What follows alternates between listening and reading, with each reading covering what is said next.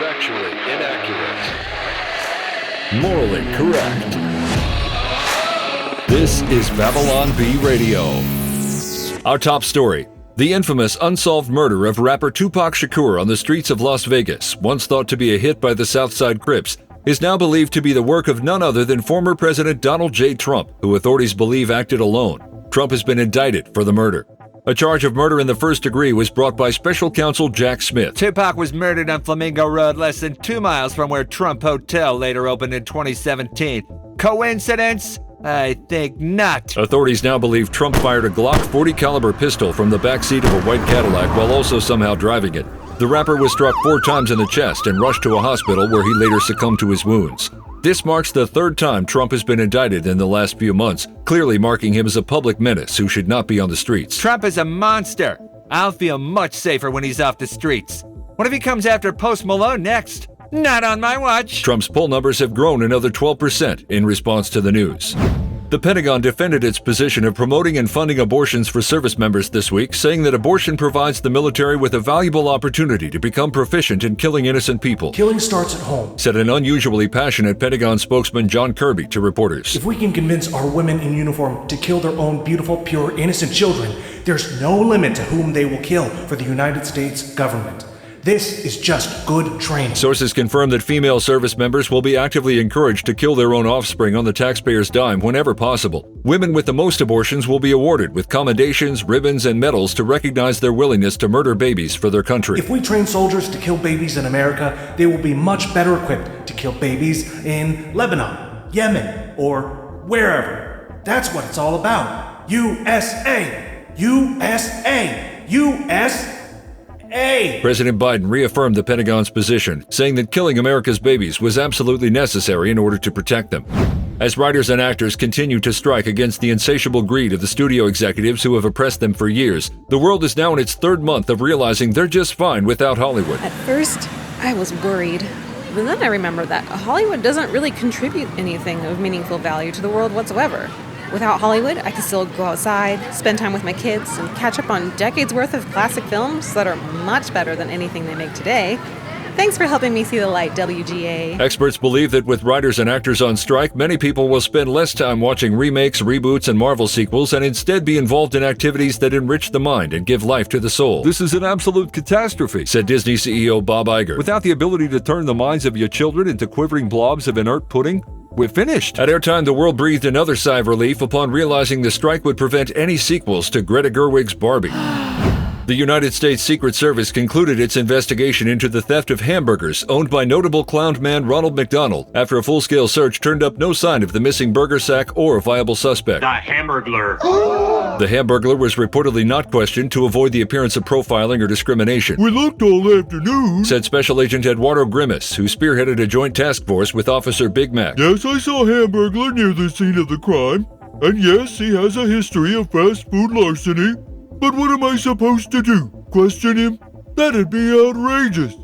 We may never know who stole McDonald's hamburgers. The agency denied further rumors that the Hamburglar was caught on CCTV, stealing the burgers, placing them into a large burlap sack, and running off while giggling. Rubble. I've seen the tape, and it's a classic QAnon Russian deepfake. Mayor McCheese was happy to see the case closed, having previously feared the Hamburglar would be subject to undue suspicion. Hamburglar doesn't deserve all this attention. He's the most honorable, decent person I know. Pictures of the Hamburglar taking selfies with McDonald's burgers were later leaked to the internet. Rubble? Obviously, it was the Hamburglar, you guys, said Ronald McDonald, cursing the heavens. The Hamburglar is very clever. A recent study has found that the level of sinful lust generated by Victoria's Secret mailers has plummeted a staggering 800% in recent years.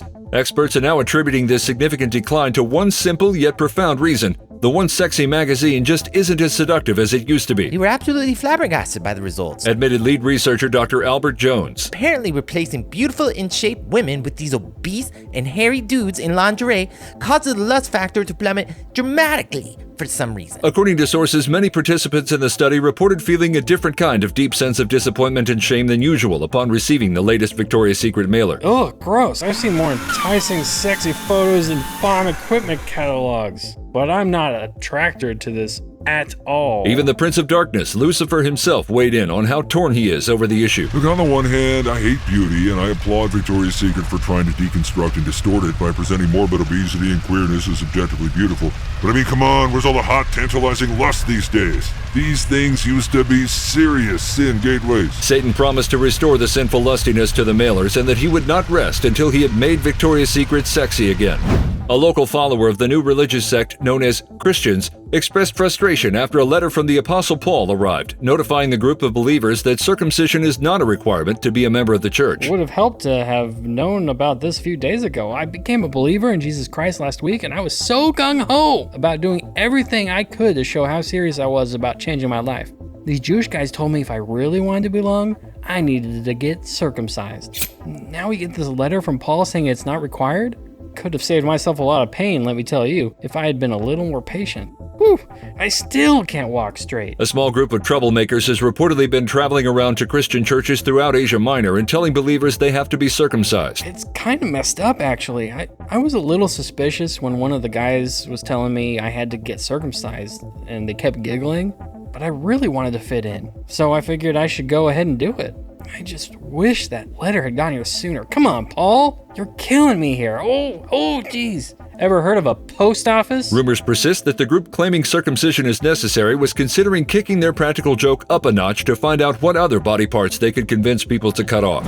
Citing newly uncovered writings from Greece, Rome, and Jerusalem, biblical scholars are now saying the shockingly rapid growth of the early church can be attributed to the fact that Christians were allowed to eat bacon. Save yourselves from this crooked generation. Believe in Jesus the Messiah. And also, I totally had a dream last week, and we can all eat bacon now, said Peter in one of his recently discovered early sermons given in a Jewish synagogue. Seriously, have you people tried this stuff? It's amazing. All the bacon you can eat. God told me it's not unclean anymore. Woohoo! Church historians say the manuscript then goes on to describe Peter whipping out a cast iron skillet and frying up strips of bacon before the assembly, causing thousands of souls to be added to the church in just one day. Peter's proclamation was initially met with strong opposition from the Pharisees, but they eventually changed their minds and decided to follow the way after smelling the strips of applewood smoked pork belly Peter was frying.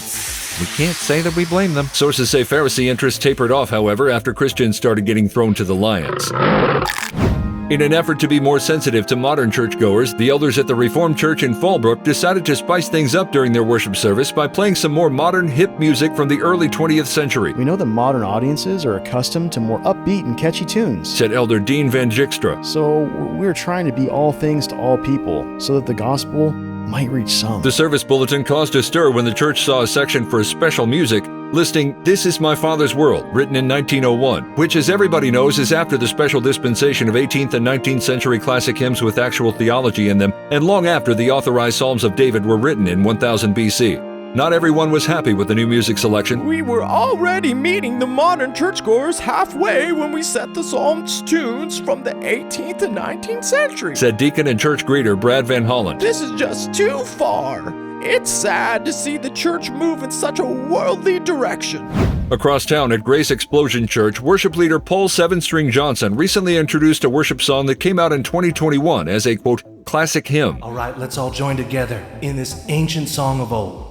Once in a while, it's good to dust off a hymn from the fathers of the faith. Johnson said he was inspired to try out a classic after realizing he had played the same 5 songs 23 weeks in a row. It's kind of hard to follow the outdated language from circa 2021. But I think it's worth exploring the rich history of our faith from time to time. I think it will really speak to the gray-haired people out there. To be clear, we don't have any gray-haired people in our congregation, but maybe, just maybe, this song will change that. For the special occasion, Johnson also dusted off an archaic instrument known as a piano to accompany the hymn. I think it's called the piano. It's a way to connect to the past. We'll still add a little reverb on the speaker so it's not too weird. At airtime, the congregation had reportedly labeled the old song as mid, whatever that means. A local company came dangerously close to having a productive day, avoiding it only at the last minute by scheduling a meeting that brought all actual work-related operations to an immediate standstill. Phew, that was a close one, said Tate Marriott, strategy analyst at FutureTech, a digital marketing firm that does stuff and things for people and businesses. We had all just gotten back from an extended lunch break, and we were all really falling into a groove and just getting things done.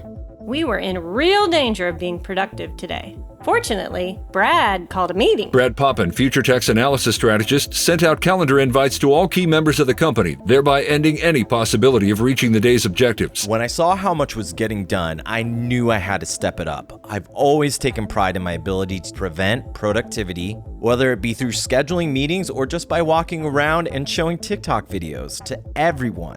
It's one of my greatest strengths. Brad's quick thinking helped the Future Tech team keep its streak of unproductive days alive. We've been doing it for so many days consecutively, we can't break it now. Being on such a historic roll like this means we have to keep it going. Future Tech's board of executives is in discussions to promote Brad to Chief Operations Officer, guaranteeing him a key role from which he will oversee the company's push to achieve its goal of failing to meet all other goals.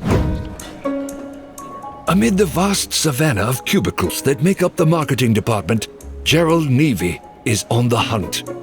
Following a brutal 3-day weekend with little social interaction, the department accountant prowls the office in search of his next small-talk victim.